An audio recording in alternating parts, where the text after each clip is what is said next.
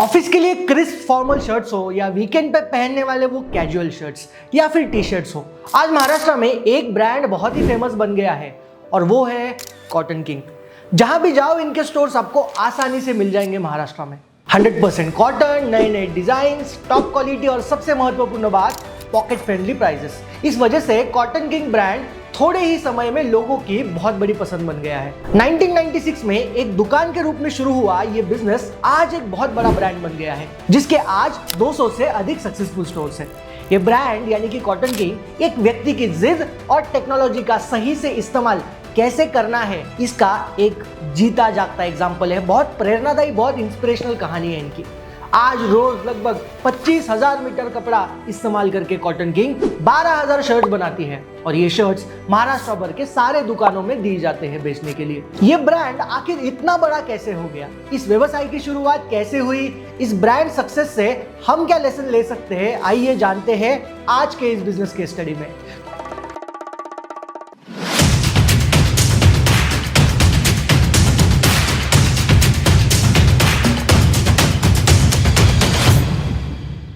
तो सबसे पहला लेसन हम कॉटन किंग से ले सकते हैं, identifying a gap in the market. Cotton king के फाउंडर यानी प्रदीप मराठे कहते हैं इस बिजनेस की आइडिया कोई रॉकेट साइंस नहीं थी, बस अपनी जरूरत से इस बिजनेस को उन्होंने शुरू किया है। मतलब वो जब भी मार्केट में कुछ साल पहले जाते थे खुद को कपड़े लेने के लिए, तो वो देखते थे उनको जो कपड़े चाहिए वो उनको नहीं मिल पाते थे। वो खुद कॉटन शर्ट्स काफ़ी पसंद करते थे और जब भी कॉटन शर्ट्स खरीदने जाते तो उनको अच्छी क्वालिटी और सस्ते प्राइस में ये दोनों कॉम्बिनेशन कभी नहीं मिल पाते थे, बहुत मुश्किल जाता था। और अगर शर्ट मिल भी जाती थी तो कीमत पॉकेट फ्रेंडली नहीं होती थी, बहुत महंगी होती थी। बस इसी को कहते हैं एंटरप्रेन्योरशिप। नीड को आइडेंटिफाई करना, पेन को आइडेंटिफाई करना और बस उसके सॉल्यूशन के पीछे भागना और सारी दुनिया को सॉल्यूशन देना अपने एंटरप्रेन्योरशिप जर्नी से।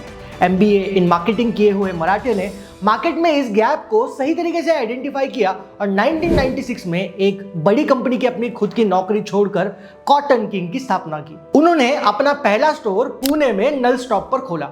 अब जब उन्होंने पहला स्टोर खोला तो रिस्पांस काफी अच्छा मिलने लगा।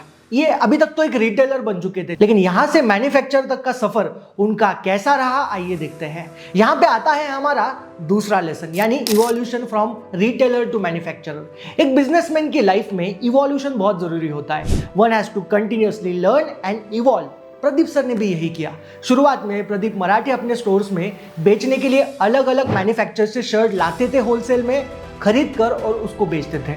पर जल्दी ही उन्हें एहसास हुआ कि इससे वो माल की क्वालिटी और कीमत पर नियंत्रण नहीं रख पा रहे, क्योंकि जो होलसेल में मिल रहा है उसको ही थोड़ा बहुत कमीशन करके बेचना पड़ता था।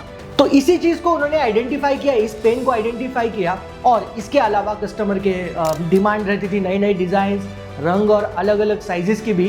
तो ये अपेक्षा वो बिल्कुल भी पूरी नहीं कर पा रहे थे, क्योंकि वो माल खुद नहीं बनाते थे, वो कहीं और से परचेस करते थे और फिर बेचते थे। इसी से बस उनको खुद के फैक्ट्री की कल्पना आई, एक आइडिया आई। उन्हें लगा कि कस्टमर सेंट्रिक बनना बहुत जरूरी है, तो जो लोगों को चाहिए वो एग्जैक्टली बनाना पड़ेगा। और फिर क्या था, 1998 में उन्होंने बारामती में अपनी फैक्ट्री शुरू कर दी।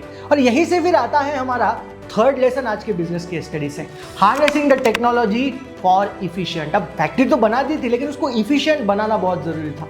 किसी भी मैन्युफैक्चरिंग बिजनेस में टेक्नोलॉजी को मशीन से जोड़ना बहुत जरूरी है, ऑटोमेशन करना बहुत जरूरी है और राइट सिस्टम बनाना बहुत जरूरी है। काफी इंपॉर्टेंट होता है किसी भी मैन्युफैक्चरिंग इंडस्ट्री में। और प्रदीप मराठे जो खुद एक मैकेनिकल इंजीनियर है, उनको पता था कि मैन्युफैक्चरिंग करने के लिए अपने फैक्ट्री में उनको आधुनिक मशीन की जरूरत पड़ेगी और पहले से इनका फोकस उस पर था, क्योंकि मैकेनिकल इंजीनियर थे।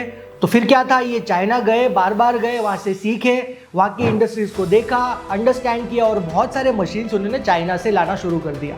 कार बनाने वाली कंपनीज में जैसे असेंबली लाइन होती है ना, उसी प्रकार से कॉटन किंग के शर्ट्स बनाने के लिए हैंगर सिस्टम का इस्तेमाल इन्होंने करना स्टार्ट कर दिया।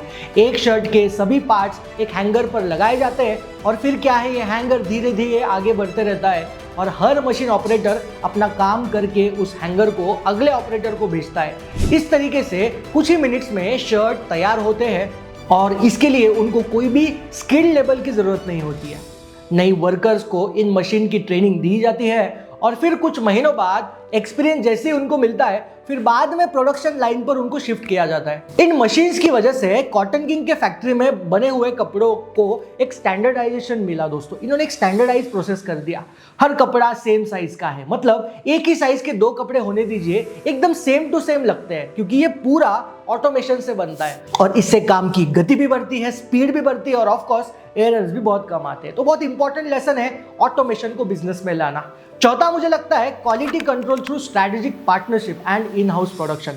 मतलब आज कॉटन किंग अपने क्वालिटी के लिए काफी फेमस है, बहुत अच्छी क्वालिटी इनके कपड़ों की होती है। लेकिन सवाल ये है कि कॉटन किंग अपने कपड़ों की क्वालिटी कैसे आखिर मेंटेन करता है। तो चलिए इसके ऊपर थोड़ा सा बात करते हैं। देखिए, जो भी शर्ट्स या टी शर्ट्स या जो भी कपड़ा ये बनाते हैं अपनी फैक्ट्री के लिए जरूरी जो कपड़ा इनको लगता है, यानी जो रॉ मटेरियल है, आज कॉटन किंग खुद चुनता है उसको।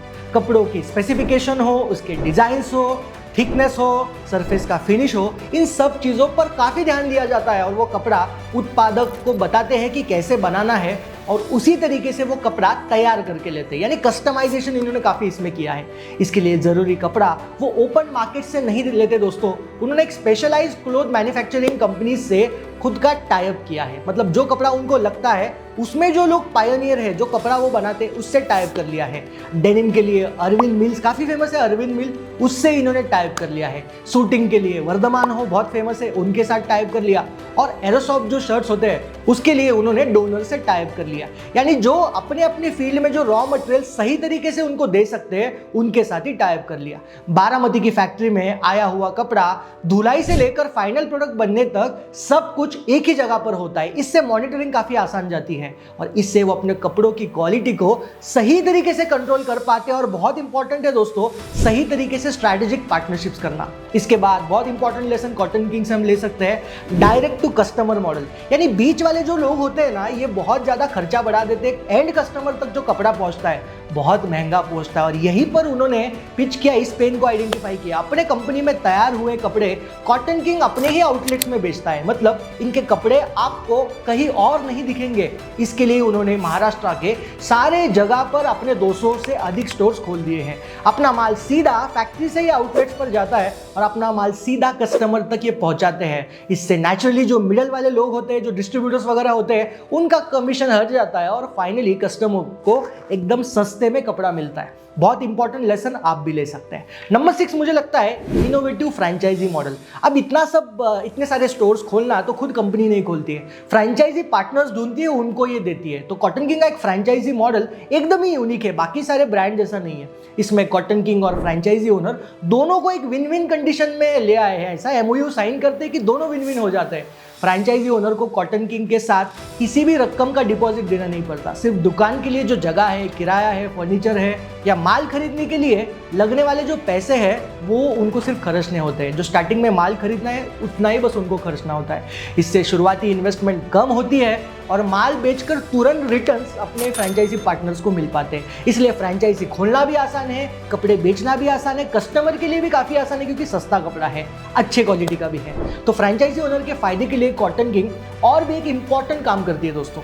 अगर साल भर में 60 लाख से कम सेल होती है तो उसकी पूरी जिम्मेदारी कॉटन किंग लेती है और 60 लाख से ज़्यादा होने वाले बिजनेस पर 60 लाख के ऊपर का जो भी प्रॉफिट है वो डायरेक्टली फ्रेंचाइजी पार्टनर से शेयर करती है। इसी तरीके से इनिशियल रिस्क फैक्टर जो है कॉटन किंग का फ्रेंचाइजी पार्टनर का जो रिस्क है पूरी तरीके से हट जाता है और कोई भी कंफर्टेबली इसको स्टार्ट कर पाता है। और इसी वजह से कॉटन किंग के किसी भी फ्रेंचाइजी ओनर को अब तक नुकसान ही नहीं हुआ है। None of the centre, none of the store is in the loss. Franchise दुनिया में एक बहुत बड़ा उदाहरण है कैसे फ्रेंचाइजिंग करना है।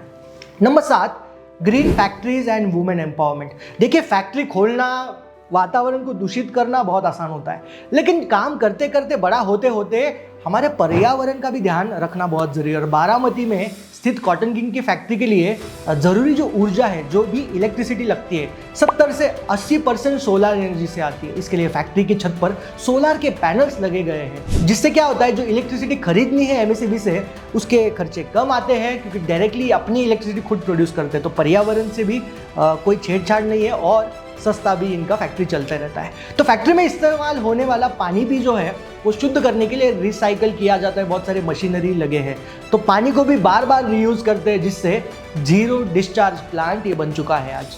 बारामती की फैक्ट्री में काम करने वाले कर्मचारी वर्ग में महिलाओं की संख्या 70% से ज्यादा है। मतलब ज्यादा वुमेन से तो वुमेन एम्पावरमेंट पे भी ज्यादा फोकस है।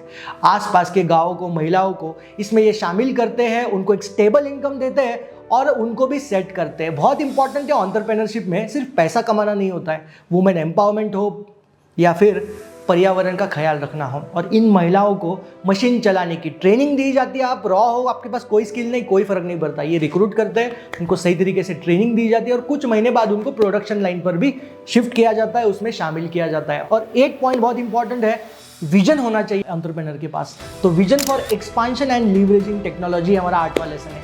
महाराष्ट्र के कस्टमर का विश्वास हासिल करने के बाद कॉटन किंग अब धीरे धीरे कर्नाटक हो, गोवा हो, तेलंगाना, मध्य प्रदेश, गुजरात जैसे कई सारे राज्यों में प्रवेश कर रहा है, वहाँ पर अपने स्टोर्स खोल रहा है। और इसके लिए जो प्रोडक्शन का जो उनको कैपेसिटी बढ़ाना है, उसके लिए वो और फैक्ट्रीज लगा रहे हैं और एक्सपांशन कर रहे हैं और नई नई मशीनरीज ला रहे हैं। 50 करोड़ का निवेश वो कर रहे हैं और इससे नए मार्केट की मांग को पूरा किया जा सकता है, एक इंटरव्यू में मिस्टर मराठे बताते हैं। तो दोस्तों, ये थी कॉटन किंग के सफर की कहानी, जो हमें दिखाती है कि कैसे एक छोटी सी जरूरत से शुरू हुआ बिजनेस एक बड़ी सफलता में तब्दील किया जा सकता है। ना सिर्फ एक गैप को पहचाना, बल्कि उसको बेहद ही सफल तरीके से ब्रांड में कन्वर्ट किया।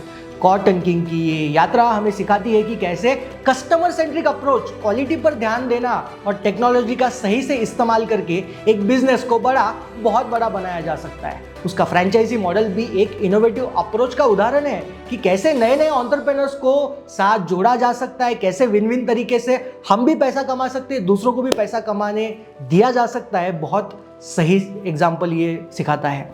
इस कहानी से हम ये भी सीख सकते हैं कि अगर आपके पास एक क्लियर विजन हो और आप उस पर काम करते रहे तो आपके ड्रीम्स हमेशा पूरे हो सकते हैं।